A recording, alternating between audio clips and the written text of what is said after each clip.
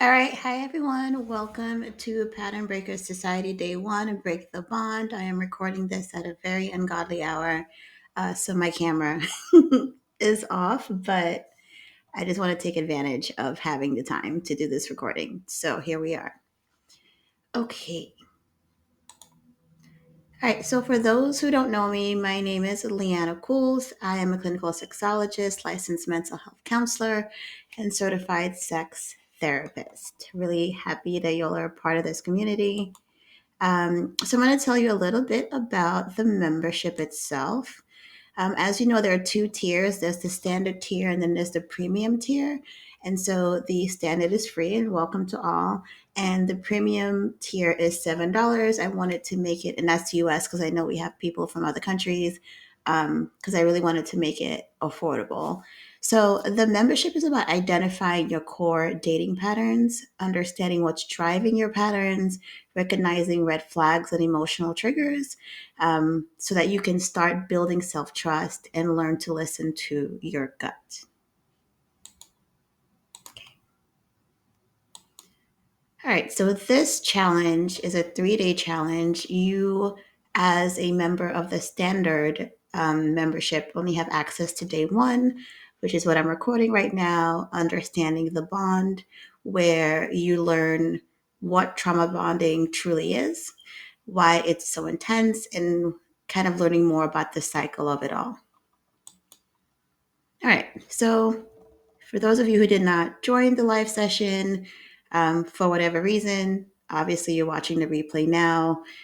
That's good enough. Do that. Check out the workbook and complete the assignments and engage with the community. That is the only thing that you have to do. All right, so the workbook is in the same folder as this recording, so you should be able to find it. If there are any issues, please write in the community and at me. It will tag me and I'll get a notification. All right, so let us begin. All right, so this challenge objective is to learn the truth behind trauma bonding, identifying your emotional loops and bond points, understanding why breaking the bond feels so difficult, and beginning to detach in a way that is compassionate. So today's focus is on bringing clarity to something that often feels confusing, overwhelming. You're going to learn what trauma bonding actually is, why it can feel like love, and how the cycle can keep you emotionally attached even when you know the relationship is not healthy. By the end of this, you will know the true definition of trauma bonding, understand why trauma bonds feel emotionally powerful and hard to break, the cycle that keeps you hooked, and how to identify these patterns in your own experiences. So, trauma bonding, it's an intense emotional attachment formed through cycles of unpredictable affection, emotional highs and lows, and intermittent reinforcement. It creates a sense of connection tied to relief after the stress. It often feels like deep love, but it is driven by survival responses. And the bond strengthens each time chaos is followed by a moment of closeness. So basically, high highs, low lows. So the majority of the relationship does not feel good, but when it is good, it's great.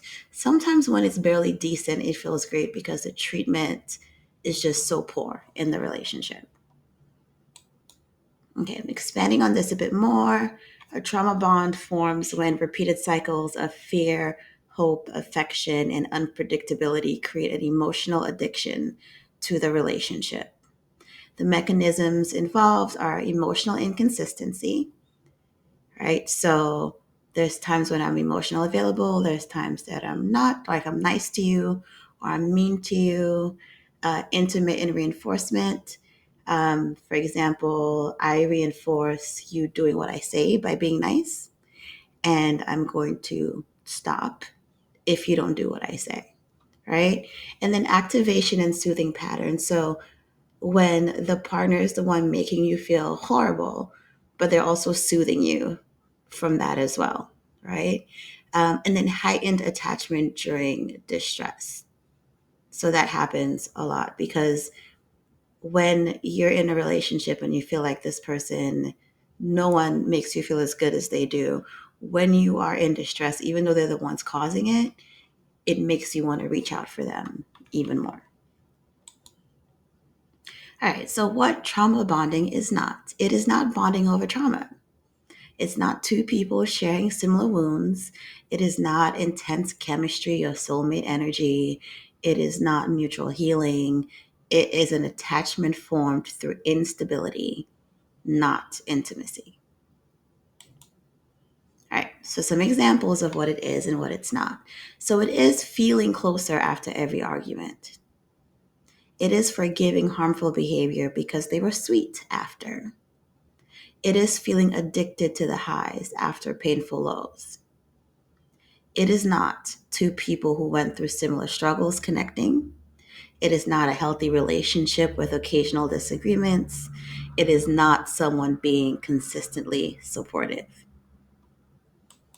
Okay, so why it feels so intense? Because your brain and your body responds to the cycle. We have dopamine from the highs, adrenaline from the chaos, oxytocin from the reunions. And so your nervous system is confused by this inconsistency.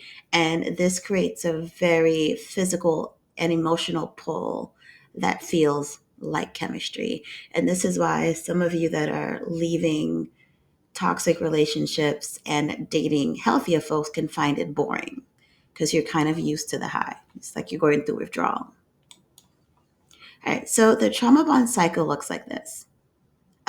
Very similar to the cycle of abuse, right? So we have tension building, then we have conflict or emotional withdrawal, fear, anxiety, and confusion, followed by reunion, affection, or an apology, then relief and emotional high with that beautiful temporary closeness, and then the cycle repeats, right?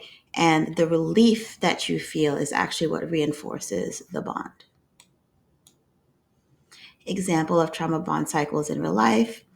And so some of these are on a spectrum. Breadcrumbing is a very like lighter way to do this, where we're just giving you just enough to keep you going.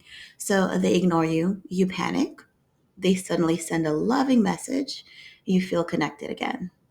They hurt you, you confront them, they cry or apologize, you feel sympathy and closeness. Or constant chaos, and you have that one perfect weekend and you feel like the relationship is meant to be. And this is in probably the worst of it, where like when the person is semi decent or even just a tad bit less abusive, it's like, yay, look, see, I knew it was in them all along. I knew they loved me. I just need to get that back. Right. All right. So trauma bonding is not your fault. It is a survival response. It is not a personality flaw. Your nervous system is trying to make sense of emotional inconsistency. You did not choose the pattern, you adapted to it, right? So a lot of times it's your partner is moving in such a way and it's so unstable that your brain is just doing what it can to adapt. And important, shame keeps the bond in place, understanding breaks it. All right, so you have the workbook. You can just go ahead and pause it and do the assignment. Just want to recap what we went through today. All right, so we learned what a trauma bond is. We learned why it feels so intense. We learned how the trauma bond cycle works, why it's not your fault, and learned how clarity builds a new foundation for change. So if you're catching the replay, obviously can't do the live Q&A, but feel free to join the community if you haven't already. I may post this on YouTube. But just write it in the community and tag me, just at my name, Dr. Leanna Cools, and I will respond. I check this every single day. All right. Thank you. And let me know if you have any questions. Bye.